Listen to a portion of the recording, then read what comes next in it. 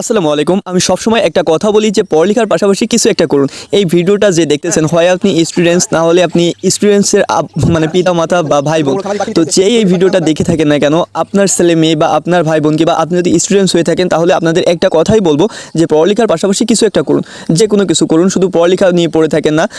আমি যেহেতু ছোটো একটা খামার পরিচালনা করতেছি, তার মানে কি আমি খামার করার উদ্যোগ নিয়েছি, তো আমি উদ্যোক্তা। তো আপনারাও চাইলে পড়ালেখার পাশাপাশি কিছু একটা উদ্যোগ নিতে পারেন বা উদ্যোক্তা হইতে পারেন। এখন আপনারা যারা টপ লেভেলের স্টুডেন্টস, মানে হাজারে একজন, লাখে একজন এরকম হইলে আপনারা পড়ালেখা করতে পারেন, বা মামা খালুর জোর থাকলে আপনারা পড়ালেখা করতে পারেন। যদি আপনার মামা খালুর জোর না থাকে, গরিবের ছেলে হয়ে থাকেন, তাহলে পড়ালেখার পাশাপাশি এখন থেকেই কিছু একটা করুন। আপনাদের বর্তমান সময়ে বাস্তব দুইটা চিত্র আপনাদের দেখাবো। আমরা হয়তো সবাই সাবিলা নূরকে চিনি। আমি এইখানে হচ্ছে যে আমার পেজে বা আমার আইডিতে সব জায়গায় হচ্ছে যে আমি খামার রিলেটেড বিষয়গুলো আপনাদের সাথে শেয়ার করি, কিন্তু এখন আপনাদের সাথে আমি কেন সাবিলা নূরের কথা শেয়ার করতেছি। বর্তমান সময়ে তাণ্ডব মুভি থেকে শাকিব খানের সাথে সাবিলা নূর অভিনয় করছে, এখানে তার শাকিবের কো আর্টিস্ট হিসেবে। তো আমরা তাকে সবাই মোটামুটি সবাই চিনি সাবিলা নূরকে।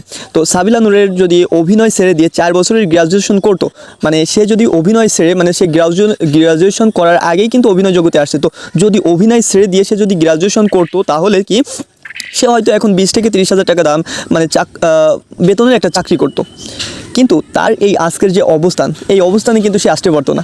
আবার আমরা বর্তমান সময়ের সেরা যে অলরাউন্ডার, বর্তমান সময়ের না, আমরা বাংলাদেশের সর্বকালের সেরা যে প্লেয়ার সাকিব আল হাসান, বাংলাদেশের জগতে বা বিশ্বের সর্বকালের সেরা অলরাউন্ডারের কথা চিন্তা করি, সে যদি শুধু পড়ালেখা ছেড়ে দিয়ে ক্রিকেট মানে শুধু পড়ালেখাই করতো, ক্রিকেট বাদ দিয়ে পড়ালেখা করতো, তাহলে কি আজকে আমরা কিন্তু এই সাকিব আল হাসানকে পেতাম না।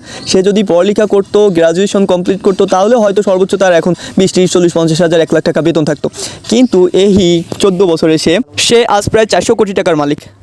তো এখান থেকে আমরা কি শিখতে পারলাম, যে টাকা কামানোর জন্য পড়ালেখা করা আসলে সবচেয়ে খারাপ ইনভেস্টমেন্ট প্রমাণিত হলো।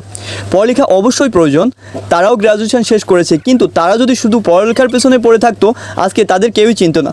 তারা তাদের ক্যারিয়ার জন্য চিন্তা করে শুধু পড়াশোনায় পড়ে থাকেনি, তারা পড়াশোনার পাশাপাশি কী করছে, ক্যারিয়ার গড়ারও চেষ্টা করছে।